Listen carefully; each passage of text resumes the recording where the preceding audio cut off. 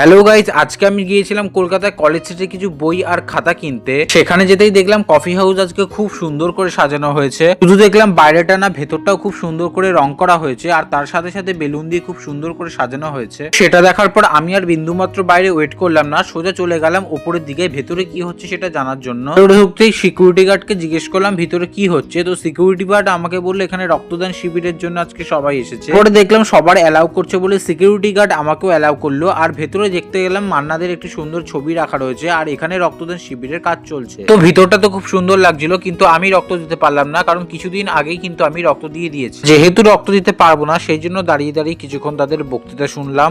দেখলাম কিছুক্ষণ দাঁড়ানোর পর অনেকটা ভিড় বেড়ে গেছে আগের থেকে। আমি যেহেতু রক্ত দেবো না, সেই জন্য ভাবলাম শুধু শুধু এখানে ভিড় বাড়িয়ে লাভ নেই। প্রোগ্রামটা দেখার পর সেখান থেকে আমি সেই মুহূর্তে বাইরে চলে আসলাম। তো আজকের এই ভিডিওটা এইটুকুই ছিল। ভিডিওটা ভালো লাগলে অবশ্যই একটি লাইক করে দেবে।